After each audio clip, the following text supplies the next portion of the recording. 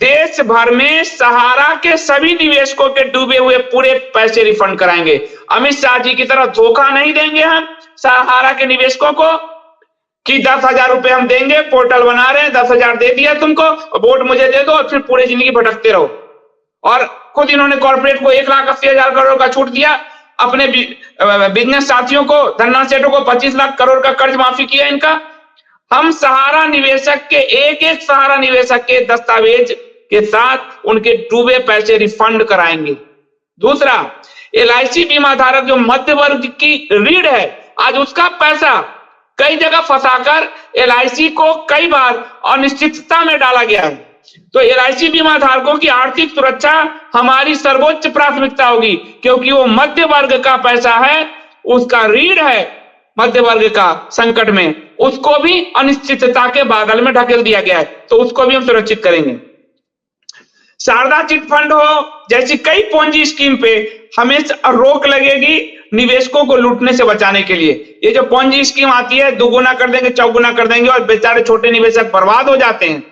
ये Ponzi schemes इस तरह की नहीं चला पाएंगे भारत में। पोंजी स्कीम्स पे इस तरह का रोक लगेगा। कई भारतीय आत्महत्या करने को बाध्य होते हैं ऐसे पोंजी स्कीम के कारण। और जो सहारा चिट फंड में होते हैं वो कई मुख्यमंत्री बने हुए हैं आसाम में, उनपे ईडी का कार्रवाई हुआ। वो शुभेंदु अधिकारी के बड़े बड़े नेता मुख्यमंत्री बन जाते हैं आपके चिट फंड का इस्तेमाल कर, आप बर्बाद हो जाते हो। ऐसे पोंजी स्कीम बंद होंगे।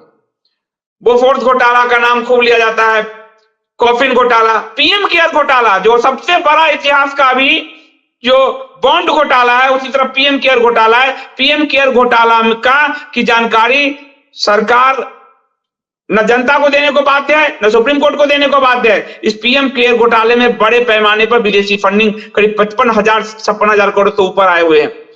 2G घोटाला, ये सब जितने घोटाले हैं इसका उपयोग करके तो सत्ता बदल जाती है।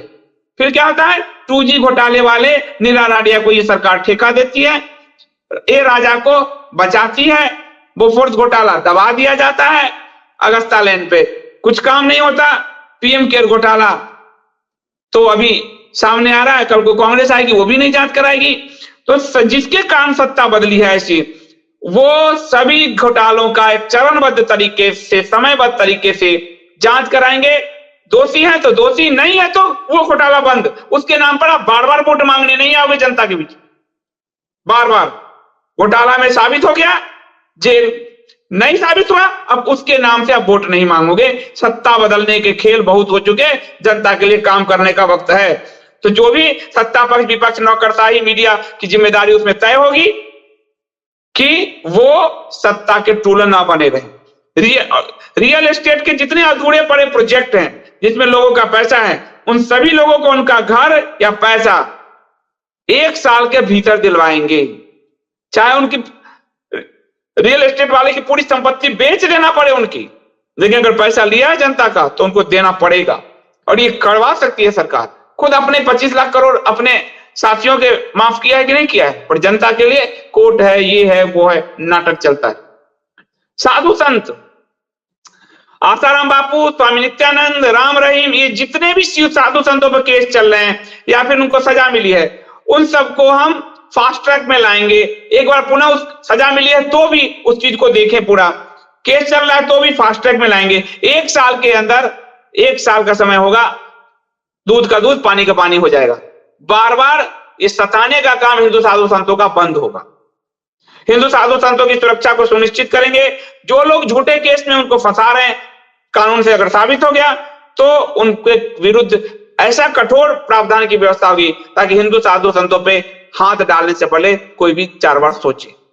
ये जो न्यू वर्ल्ड ऑर्डर है, न्यू वर्ल्ड ऑर्डर का हर एजेंडा चालू, चाहे वो WHO चला रहा हो, चाहे WTO चला रहा हो, 1 रिलीजन 1 वर्ल्ड चला रहा हो, डिपॉपुलेशन चला रहा हो, समलैंगिकता बढ़ाने का काम चल रहा हो, लिंग परिवर्तन का काम चल रहा हो, बेविचार बढ़ाने का काम चल रहा हो, इन सबसे भारतीय नागरिकों के हितों को सुरक्षित बनाना सरकार का काम है। यदि हम आए तो हम ये काम करेंगे, ये हमारा एजेंडा है। फिल्म सेंसर बोर्ड को भारतीय मूल्यों के अनुरूप ढाला जाएगा कि आप भारतीय मूल्यों के अनुरूप ही फिल्मों को, वरना कट डालिए और आप समलैंगिकता आदि को बढ़ाने का काम धंधा ना करें।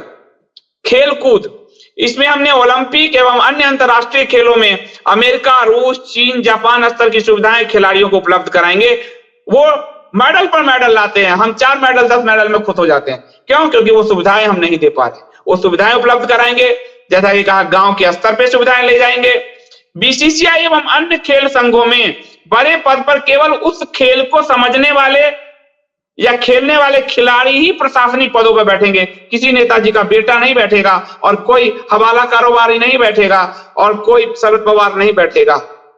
जो उस खेल को खेलता है वही उसके साथ न्याय कर पाएगा, जो उस खेल को समझता है। राजनेताओं, पार्टी कार्यकर्ताओं और उनके परिवार के लोगों का खेल से जुड़े विभिन्न संगठनों में दखलंदाजी बंद कराएंगे।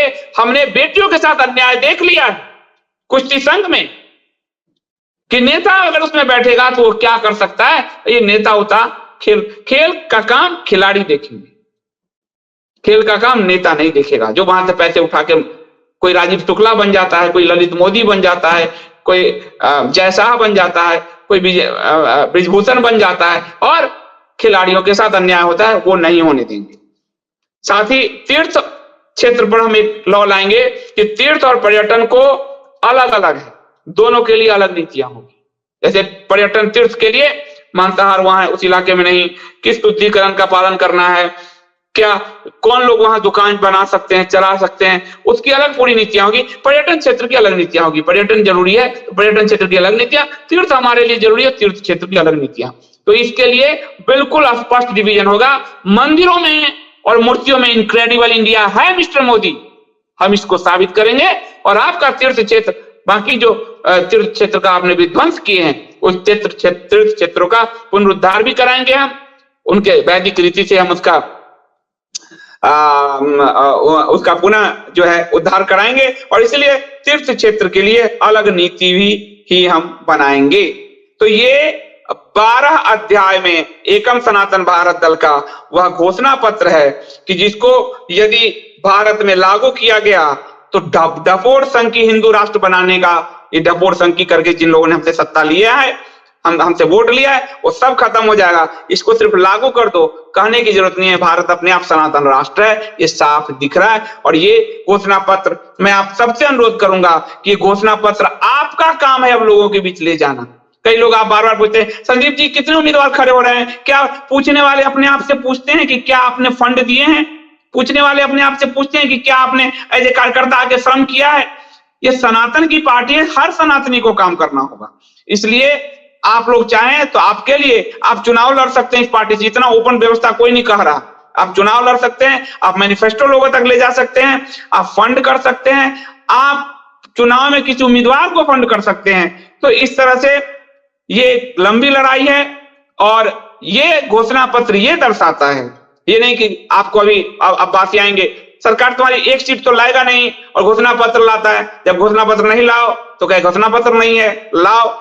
घोषणा पत्र ये दर्शाता है कि हमारा सिद्धांत क्या है, हमारा दृष्टिकोण क्या है, हम किस दृष्टिकोण के साथ भारत की राजनीति में आए हैं। हम गांधीवादी समाजवाद के ढकोसले करने नहीं आए हैं, हम साफ साफ भारत को एक सनातन सभ्यता संस्कृति मूलक राष्ट्र बनाने आए हैं। ये हमारे घोषणा पत्र से स्पष्ट होता है। तो आप सबका बहुत बहुत धन्यवाद। आप कुछ कमल जी अगर आप कहना चाहें, मुझे लगता है प्रश्न उत्तर का तो सेशन मुझे नहीं लगता कि होगा, क्योंकि 2 घंटे हो चुके हैं। नहीं, आपने बहुत अच्छी तरह से समअप किया है। ये घोषणा पत्र थोड़ी है तो सर्जिकल स्ट्राइक किया है हम लोग आज, तो ये इसके लिए सभी देशवासियों को आप इसमें अगर कोई सुझाव भी देना चाहें तो सुझाव भी दे सकते हैं। ऐसा नहीं है कि ये कोई क्लोज डॉक्यूमेंट है। अगर हमें लगेगा कि कुछ और भी ऐड हो सकता है, कुछ और भी लगेगा, तो आगे हम उसको भी अपनी नीतियों में ऐड करेंगे, जहां पर भी जैसे भी होगा। कम से कम एक विचार जो है वो विचार देश तक पहुंचे और ये मुद्दे लोगों तक पहुंचे। तो जो भी आपके पास एमएलए या एमपी का, अभी एमपी का आएगा, बाद में एमएलए के चुनावों के लिए आएगा, जो भी आपके पास राजनेता आते हैं, आप उन राजनेताओं से, देखिए वोट कौन किसको देता है वो अलग बात है, लेकिन आप उन राजनेताओं से इन सब मुद्दों पर उनका विचार पूछो।